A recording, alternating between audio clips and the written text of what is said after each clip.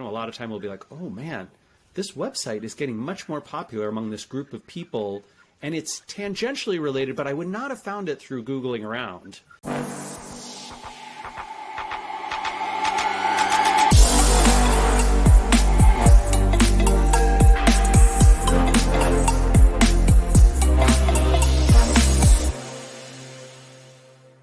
Hey everyone, welcome to another episode of Nxt Level Online.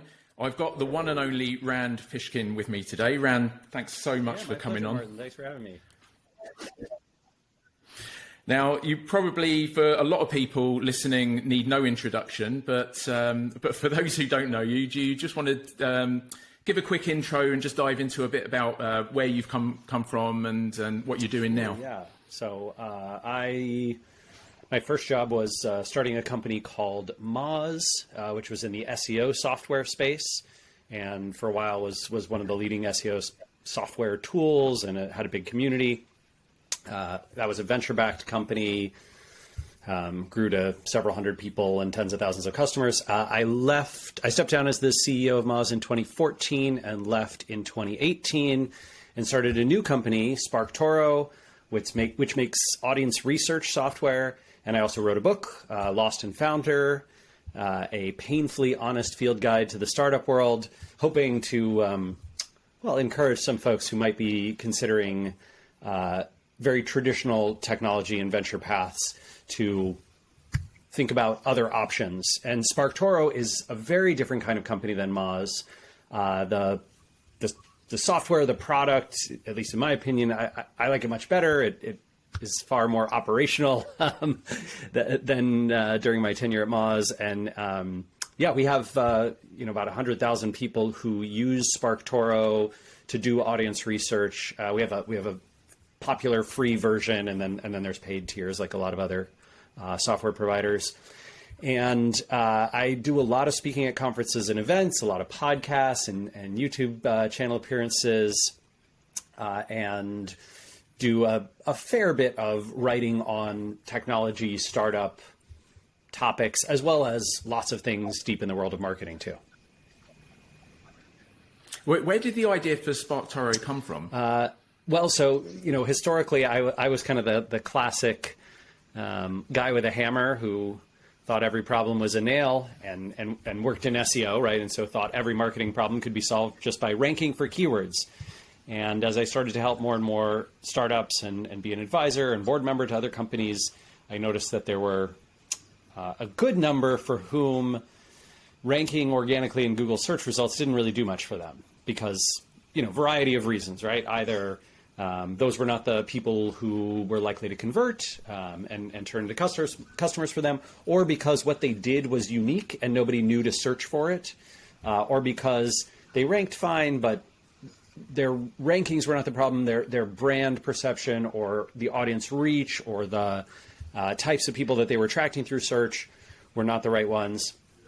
And so as I was trying to help a number of companies, one in particular stands out in my mind. I was on the board of a company called Haiku Deck, and we were attempting to reach teachers and educators as well as professional coaches and real estate agents. It was a sort of before the AI revolution. It was an AI type of tool for making very simple, straightforward presentations. So you just go in and type a few words onto a slide, and it would automatically go fetch good images for you and automatically make it look nice. So a real estate agent could make a quick presentation, or a professional coach could make one.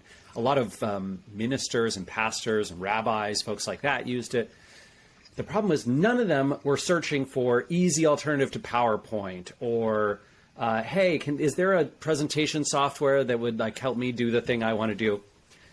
They had to learn about it from external sources, right? So when Adam, the CEO at the time, would go to conferences and events, and he'd speak on stage, or he'd have a booth, or he'd demo to people, that worked great. When he could get featured on the right podcasts and YouTube channels that reach those audiences, that worked terrifically too. When he got featured in blog posts or news publications, articles, that also drove people, but it wasn't consistent enough. He kept having trouble trying to find these. And I thought, geez, how is it possible that there's not a tool out there where you can just search for my audience includes real estate agents, or my audience is teachers, or my audience is professional coaches, and see all the sources that each one of those pays attention to, and then just be able to build a list of where you want to do your targeting. It seemed especially odd to me as the death of third-party cookies is looming, and you don't want to just throw all your money at Google and Facebook and let them do the targeting. So this is where the idea for SparkToro came from. That's cool. Yeah, I've so when did SparkToro launch again? April 2020. Awesome time to launch a business, let me tell you. Yeah. So around the time it launched, I kind of delved in like a lot of people and just had a little play. And I'll be honest, I don't think I at that time could really apply it to what I was doing. I was like, okay, this data looks great. The start of a global pandemic, which might have been weighing heavily on your mind. Well, yeah, there was a lot going on back then, yeah.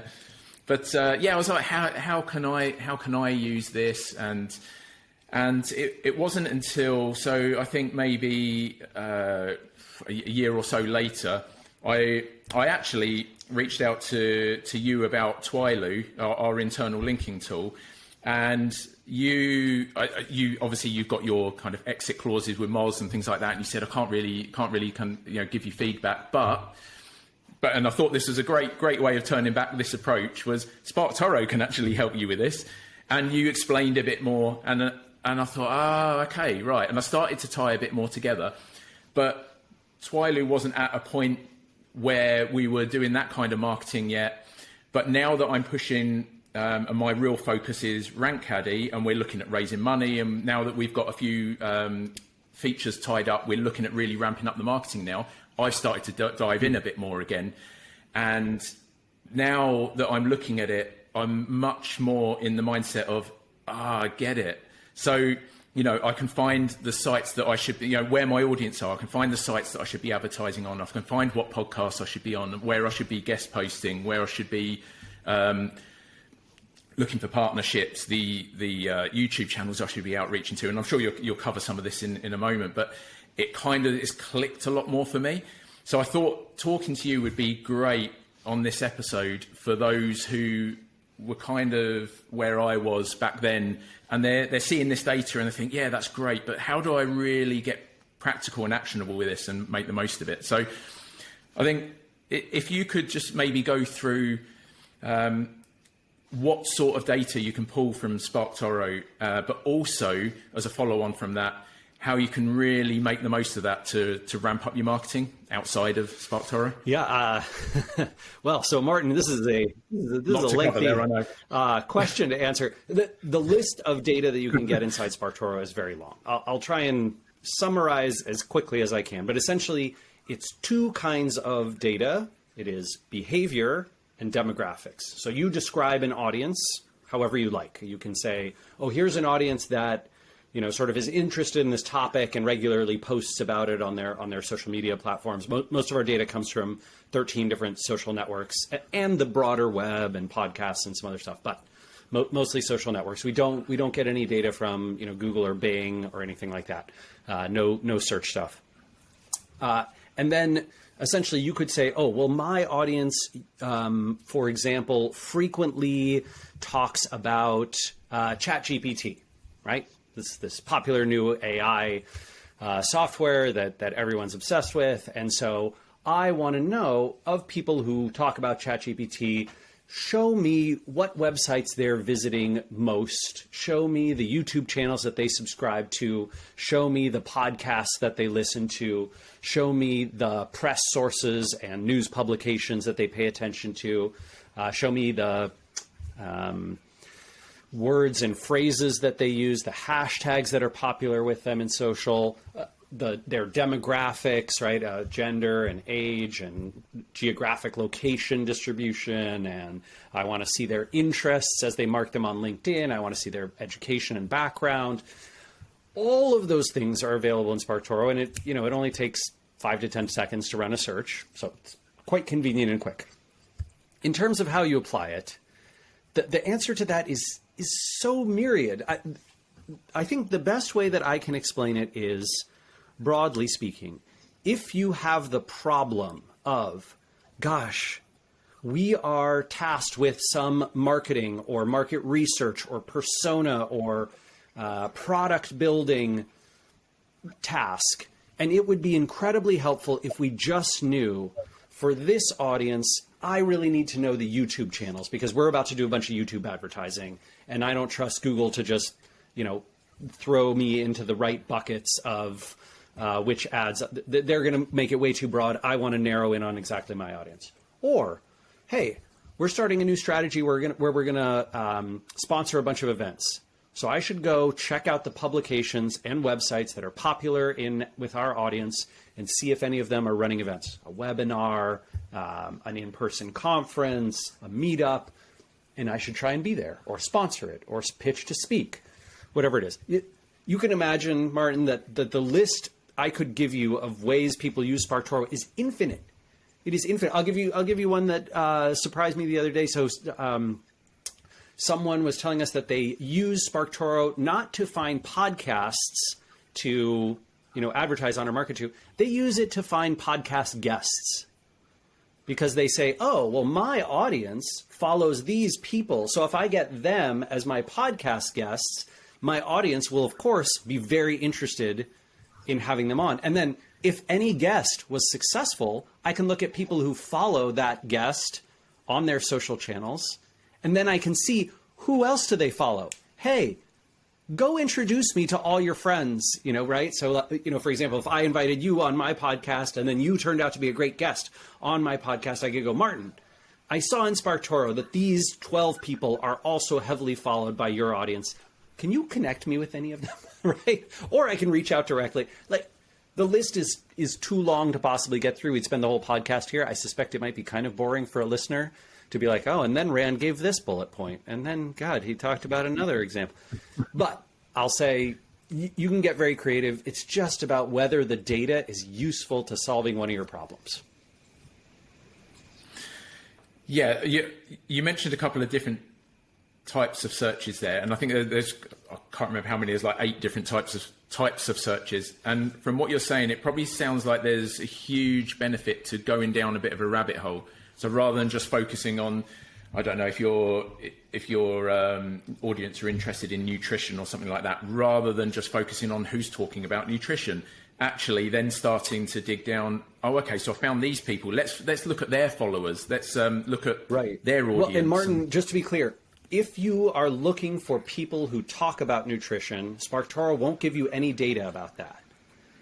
What we will tell you, so we won't give you like a list of, you can go to, what's a good tool for that? Follower Wonk. Follower Wonk's a good tool, right? Where if you search for, hey, show me people who talk about nutrition, and then it will show you, hey, here's people with the most followers who talk about nutrition. What SparkToro does is a little different. It sort of takes a list of, hey, we found all these people across all these platforms who talk about nutrition, and then we're going to look at what is their broad behavior. So of the people who talk about nutrition, SparkToro won't show you a list of them, but it will show you these are the people that they follow the most, the publications that they read the most, the YouTube channels they subscribe to the most, that kind of thing. And yeah, that data, it is, to your point, very helpful to play around with it. Go into the filters, see what's available. So you can say, oh, cool. I can not only filter by, I want to see hidden gems, right? People with high engagement, relatively low followings. I want to filter by only people who are located in Australia, right? So that you might say, oh, I'm going to try and reach the whole ChatGPT AI audience, but show me the sources of influence that are in Australia, because that's who I could invite to my event in Sydney and pick up the plane fare, because getting to Australia from anywhere else is really hard. There is a ton in there. The nice part is SparkToro is so simple. Like, it's super straightforward. There's no complex machine learning. There's no weird stuff under the hood. It's really, really straightforward. And I think anytime you play with it, you'll see what it does. It's just about, oh, I have the pain point, I have the problem that SparkToro solves, or you don't, in which case, great, you don't have to use it. But I think like something you touched on earlier, which I think is a really good point. It's what it does is it takes away that reliance on just Facebook and Google, which so many people have these days, don't they? I mean, and Facebook and Google. So one of the weird things is, do you remember like Trump election, Cambridge Analytica scandal, right? You used to be able to go to your Facebook audience insights page, and it would tell you, Facebook would tell you a lot of the data that you see in SparkToro now, right? So, you know, things like, hey, here's the gender and age distribution of your audience, and here are their interests, and here's the other pages and websites that they follow. Like Facebook used to give you a ton of that stuff, and then Cambridge Analytica, they kind of shut it all down because personally, I think it was mostly so that they could charge you more in advertising, as opposed to helping you with the targeting. But, you know, the surface level explanation was it's a privacy violation. I don't see how describing a group of people, like you could go and visit every one of the profiles of every one of the people who followed you and look at the data yourself and then make your own little Excel chart. They're not like protecting anyone's privacy by not showing it. It's just that they're making it a pain in the ass to do. And that's sort of what SparkToro does. We're basically like, that shouldn't be a pain in the ass. You shouldn't have to visit every one of your, you know, followers' public profiles, or like go to LinkedIn and search for whatever anesthesiologists and like try and look at every one of their profiles and try and see how many of them are on Twitter or Instagram or YouTube or whatever. And then what are all the channels that their public YouTube channel profile subscribes to, and like, just shoot me. Nobody does that. It's such a pain in the butt. I say nobody, but interns have been known to spend months doing it. It sucks. So yes, Casey and I, my co-founder and I, were like, let's just do that for the whole internet, so nobody ever has to bother with that crap. Yeah, some of the privacy stuff just doesn't make sense, does it? One of the things I was looking at earlier was the lists. And I think probably one of the most useful things about that is the fact that you can pull in contact information. And there's obviously various tools that pull in contact info. I was curious as to where you get that from. And, we don't. Kind of, is that work emails? We use one of the tools that I like the best. I had really good experience with Hunter.io. So we don't grab the contact info ourselves. We just use their API and pull it right in for you. So if you like Hunter, great. You can use it inside SparkToro automatically. You don't have to pay extra. If you have another service that you like better, some folks use like Full Contact or Clearbit. There's one more identity resolution service that does contact info, whose name I'm not thinking of. But if you like one of those other ones better, you can just export your list and then use your own whatever API connection, or I think a lot of them interface with Google Sheets. You can use that. Yeah. What about the text insights feature? Because I've only had a little look at that so far, but it'd just be interesting how to kind of get more from that. Yeah, well, so I think, let's see. I really like two things in text insights. I think words and phrases can be useful. Sometimes I'll find something in there, a topic that people are talking about that I hadn't considered, or that I wouldn't have otherwise thought to, whatever it is, create content around or do advertising around or use in my copy. And I do think using the language of your audience is a pretty good idea, generally speaking. But the thing that I love is I love tracking it over time. So, SparkToro has this feature once you've run a search, if you're a paying subscriber, you can click the track audience, and then essentially it'll show you what changes with that group of people every week.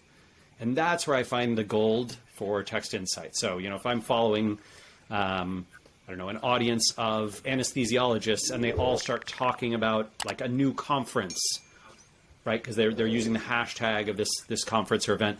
I'm going to go, oh, I've never heard of that before. I don't know anything about that event. I better go figure that out, because anesthesiologists, the people that I'm trying to market to, are clearly very tapped into that. I should go figure out who's on stage. I should go figure out the social handles. I should go research that.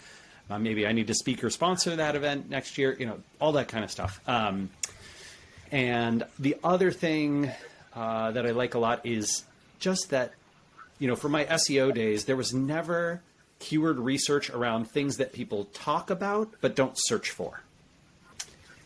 And I think that's actually a huge miss, right? Like if you go to Moz or you go to SEMrush or Ahrefs or any of these tools, right?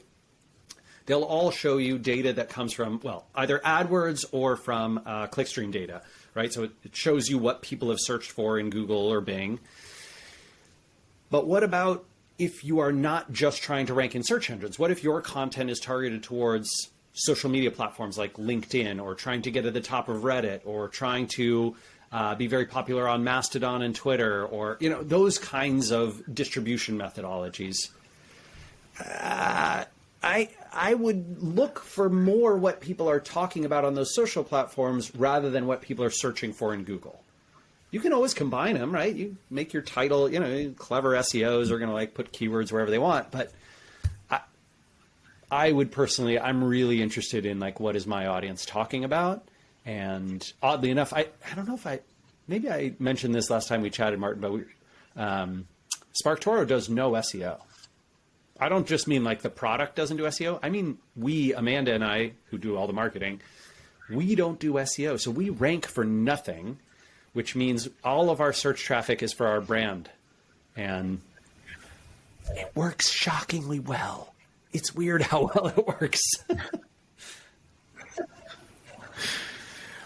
One of the things you mentioned, the tracking, one of the things that I thought was really beneficial about that as well is not just around the terms, but around those kind of platforms and podcasts and things like that. So, you can see, God, this podcast, for example, is really growing all of a sudden. And, you can kind of jump on that. Absolutely. I love watching the stuff that grows and the stuff that shrinks. So, for example, one of the things I like too is that, week over week, the change is usually pretty small. 2%, 3%, maybe you'll sometimes see something 4 or 5% change, right? Which makes sense, right? People don't just all of a sudden stop. I was a subscriber to this podcast for forever, now I'm done with it. Or I was a subscriber to this YouTube channel and now I'm going to cancel it. So you don't see that a ton, but you do see, if you go, sort of select a time frame in the overtime tracking of 6 weeks, 8 weeks, 10 weeks, you can spot some gold by just sorting by the percentage growth. You can see some gold, oh my God, this podcaster is taking off. Among my audience, this person's getting huge. And they're not always exactly who you'd expect, or they're not always talking about exactly the topic that you'd expect. You can see that with social accounts too, with websites. So, a lot of time we'll be like, oh man, this website is getting much more popular among this group of people, and it's tangentially related, but I would not have found it through Googling around. You would have had to been following all these people on LinkedIn and Twitter and Facebook and, Reddit and stuff to see that trend over time. And it's easy to miss if you're not watching it all the time. So that's really helpful. When you see things like these hidden gems, and that might be, if you're tracking, it might be a growing account, like a Twitter account or something. Have you seen any smart ways that people are using the hidden gems or the growing accounts or anything like that, especially with things like Twitter? How best to use that info? I mean, is it good to jump in those people's conversations so you're active on Twitter and always being seen by that audience? And anything you've seen people doing with that kind of data? Yeah, I mean, the list of things is very long, right? So it could be, hey, this person looks super relevant to my audience. They're growing in importance. Let me invite them on my podcast. Let me invite them. We did this for SparkToro's office hours, right? We saw someone who was rising in popularity with our audience, Brittany Muller, because she's talking about AI stuff, right? And ChatGPT, and she's been studying large language models for years and sort of obsessed with that world. And we were like, oh, look, everyone is talking about her. She's taking off on Mastodon and Twitter and LinkedIn. We were like, we need to get her onto an office hour. So I emailed her. We used to work together at Moz, and I was like, Brittany, this is you're taking off like a rocket. Is it possible you would come and do a webinar with us? Love it. Great, right? We did the same with Asia Rangio. I have talked to a number of agencies who use it essentially to find new targets for expanding their advertising reach. Just pure advertising reach, right? So they just look at the YouTube channels that are rising, and they go throw those into their Google Ads account. They go look at the Twitter accounts that are rising, they throw it into their Twitter account. They see a subreddit that's rising a bunch. Great, let's make an ad for that subreddit. They see a Facebook page that's like, okay, look, let's try and get that into our Facebook interests for the audience that we're trying to tap into. It's just smart, right? Like you can use that trend data to be ahead of your competitors. Almost nobody is going to be that savvy and sophisticated. Even of the 1,600 folks who use SparkToro, like, this many are savvy enough to go. You get the email every week, right? You get a little email that shows you which things have grown and shrank and what's changing. And you can just take that and put it right into your marketing efforts. You log into your ad platform or whatever and fire it up. It's about being, I guess, savvy enough to know what to do with that data, isn't it? Yeah, I mean, I don't know. I think it's almost, that seems like the most obvious use case to me. I think it's more of having the wherewithal to do it, having the freedom, right, from your boss or your team or your client to, hey, I know this data is coming to me. If you let me go put it in here. I'm trying to remember, someone emailed us. They were like, hey, we want to do a case study about how we use SparkToro. We got like a 30% boost in return on ad spend just by doing this tactic of looking at the rising ones, putting them in, removing the ones that are falling. Yeah, pretty smart, Yeah, it seems like there's a lot of benefit from the advertising. Yeah, for sure. I would say, I think it's probably maybe 35-40% of our customers at this point basically use us for better Google ads, better Facebook and Instagram ads, better Twitter ads, better YouTube, better LinkedIn. It's really straightforward.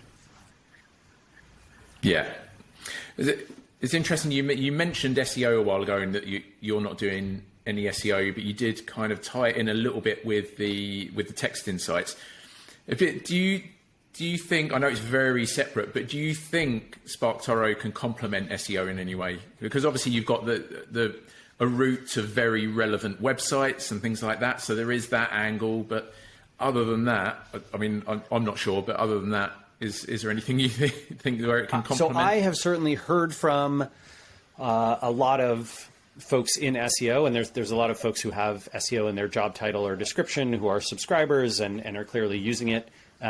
That being said, I signed an NDA, not an NDA, a non-compete with Moz that said basically I wouldn't do anything in the SEO software world, and we've been trying really hard not to.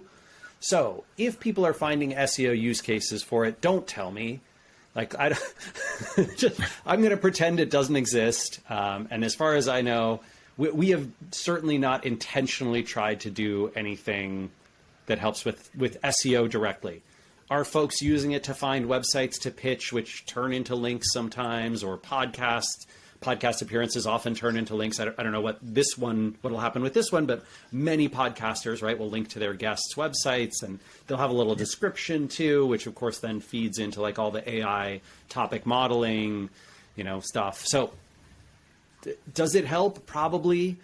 Can I be the one to tell you about how to do that? Hell no. No, that's fair enough. Let's move away from the topic of SEO. Just when you thought you got away my from legal the team SEO, is very happy. My legal team being like one guy here in Seattle who occasionally helps me with law problems.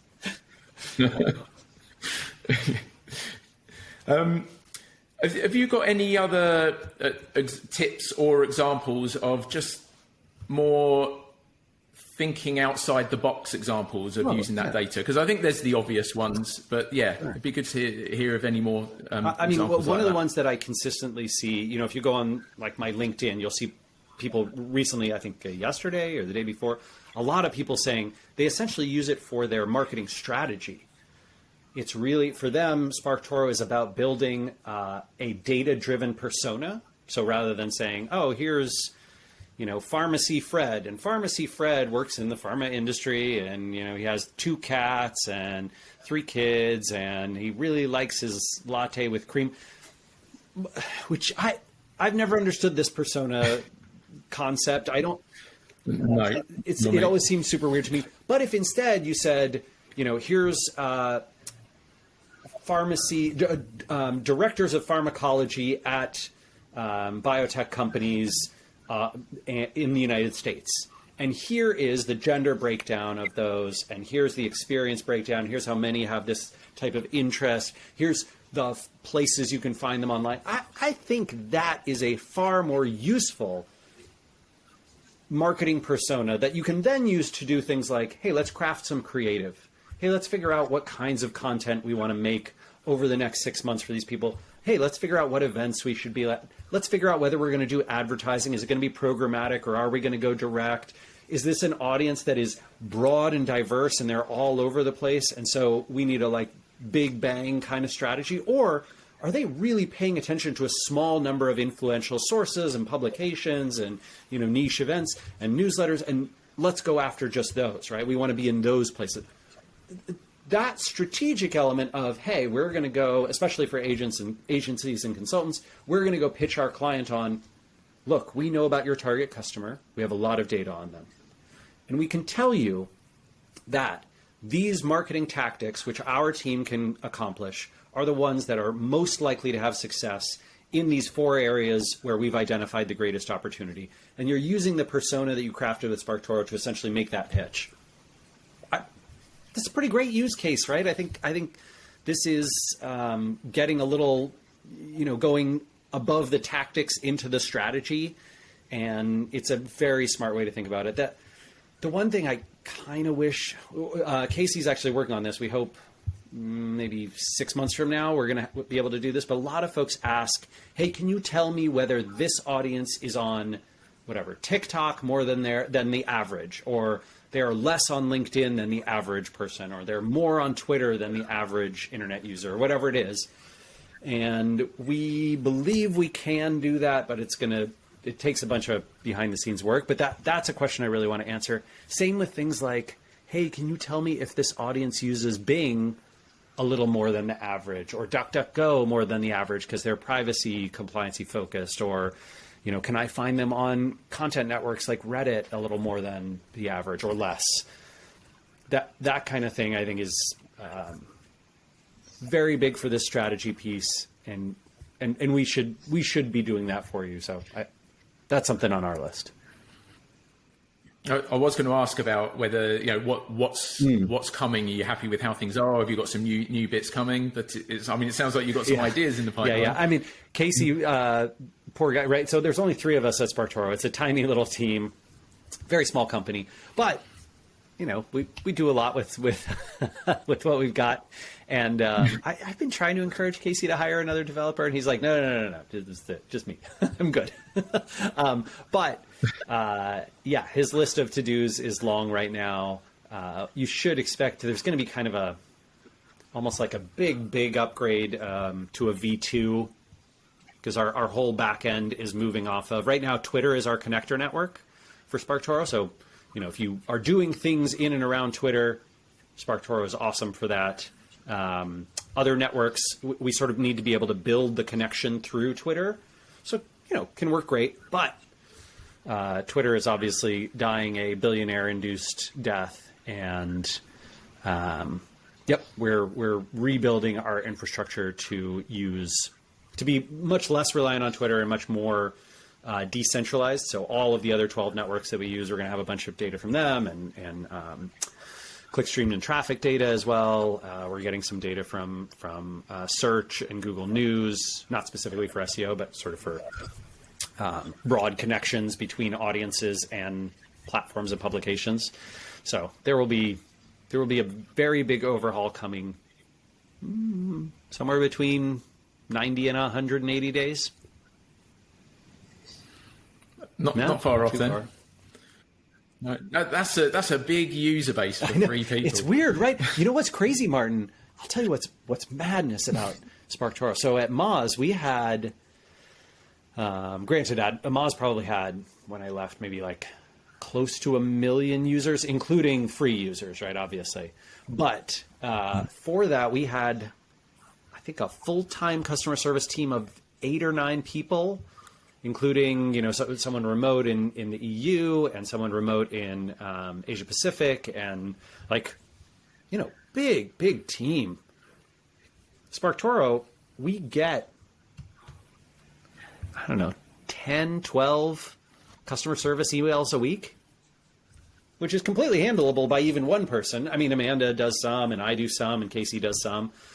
But I think it's because of how Casey built it. Like, he really did this. He's a classic engineer where he's like, I don't want any customer service. I don't want anyone to ever have a problem. And so anytime someone wrote in like the first 6-9 months that we were operating, not only did he fix their problem, but he made sure no one else could ever have it. And he made it very easy to find how to fix it yourself in the interface, right?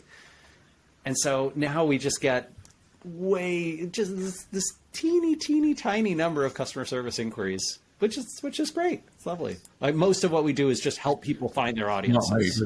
So someone will write in and say, like, hey, I'm having trouble finding, like, I market to science fiction authors. How do I find them? And we'll be like, oh, you should try these 4 searches. Like, that'll work. So we're happy to do that.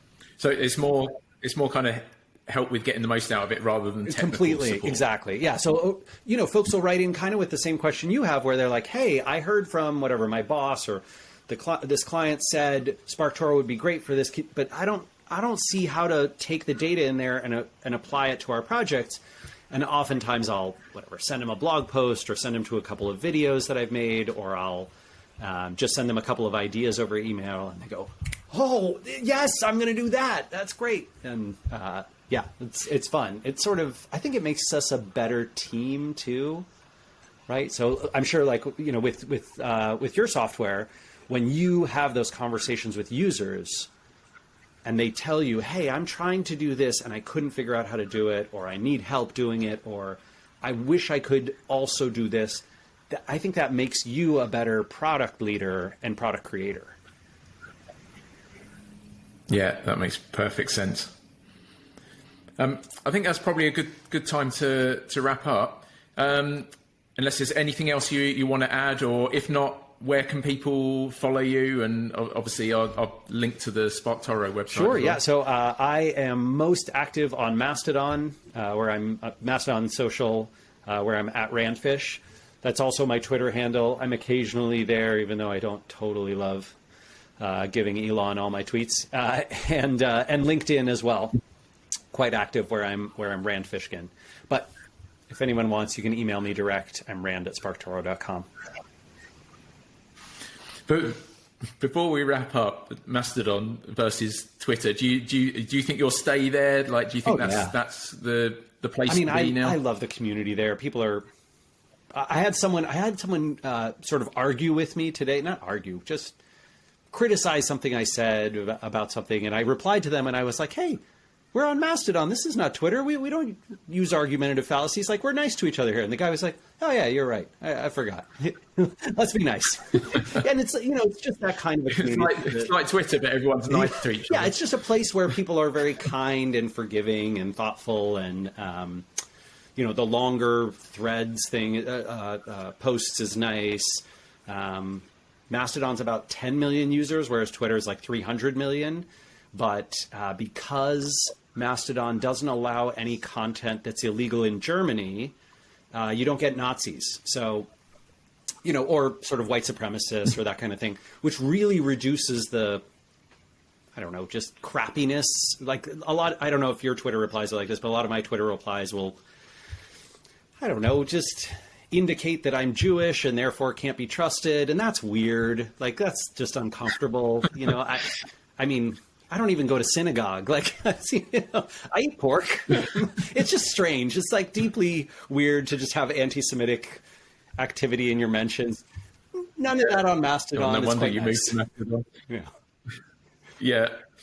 I need to get on there more. But it sounds like the place to be with all that going on. Yeah, there's really good conversations. If you follow the right people there, you can just learn fascinating, interesting things. A lot of creative folks, like artists and authors and writers, designers, that kind of people. Awesome. Rand, I really appreciate your time. Thanks so much for coming on. My pleasure, Martin. Great to be here, and hopefully we'll see each other in person again someday soon.